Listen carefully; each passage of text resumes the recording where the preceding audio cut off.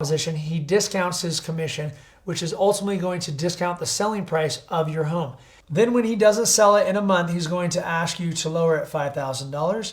And they don't tell you because they don't know that by lowering your home by $5,000 does absolutely nothing, because when most agents do a home search, they do $450,000 to $500 or $350,000 to $410,000 in $10,000 increments. They don't do 5,000 increments. So this is going to cause more time on the market, which is going to cost you to lose more money out of your pocket. The truth is, if your house doesn't sell in the first 2 weeks on the market, then you will need to drop it $10,000. If it hasn't sold in another month, then drop another $10,000. This is a strategy I went with when the market was moving a little quicker. Now I would wait about a month or two if the home is priced correctly and the average days on market went from 27 to 45 days till the average home sells. People don't have the urgency that they used to, which they will probably get again soon. 95% of the time, my clients will go with 6.5%. 2.5% of them will go with 6%, and about 2.5% go with the 7%. Now, you may not feel comfortable to do this right out of the gate, but I definitely recommend creating a good habit and practicing this as much as possible. Worst case, you do it and then you get 6%.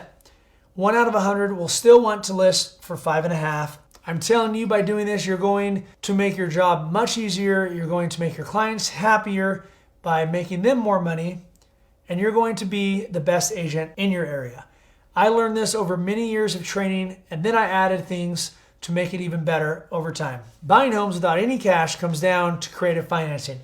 The way I did my first creative financing deal, I actually had a referral to list their property. When I went there to list it, I found out she was behind on her mortgage, and she was an elderly lady, and her mom had passed away, and she got depressed and let things go, to say the least. Now, before this happened, I read a few books on buying homes without money. I also had somebody teach me the basics of it previously in person.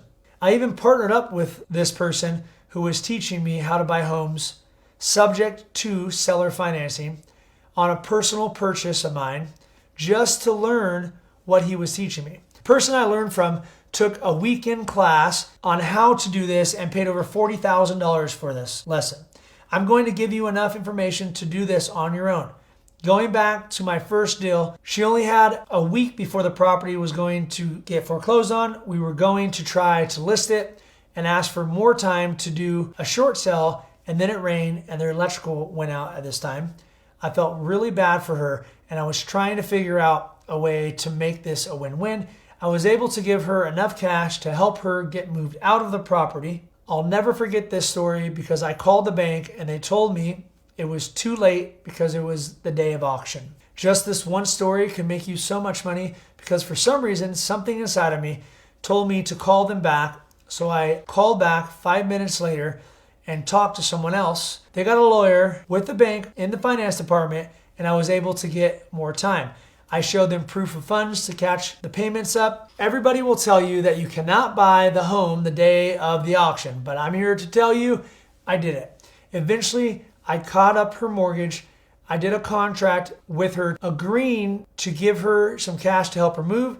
This was in 2015. I think I may have given her a couple $1,000s cash, but not until she was moved out of the property. She signed a contract and a confirmation of conveyance with a title company that you will sell it through when you get ready to sell it.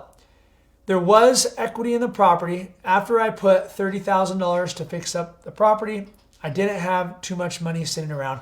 So I caught up her mortgage for about $10,000, gave her some cash, and then borrowed $10,000 and paid $1,000 a month to borrow that money.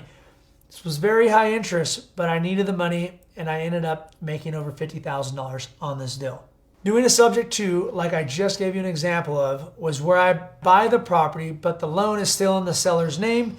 So if I were to default, it would jeopardize the seller's credit. Her credit was already not good being in default and almost losing the home, so it didn't really matter to her. She was going to lose it anyways. I've done this multiple times since the first one. I've also had clients not want to do this and let it go into short seller foreclosure. My first property I bought with zero money at all was in 2018, when I bought a duplex and a triplex with zero cash. The way I found these two deals was by making phone calls on notice of defaults. This was the first day I made NOD calls ever, and it was only for 1 hour until I had an owner who was interested in selling. A notice of default is when somebody misses their mortgage payment, or come to find out this day can also be missed tax payments.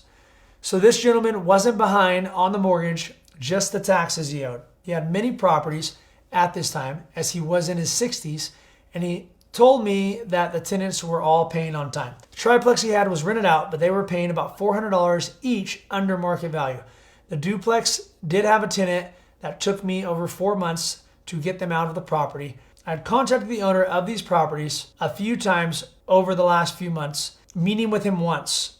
I almost lost this deal because I was so busy selling homes that I put it on the back burner. Somebody else called him and he thought it was me and he was about to sell it to them. So I had to come in with $10,000 more to get this deal.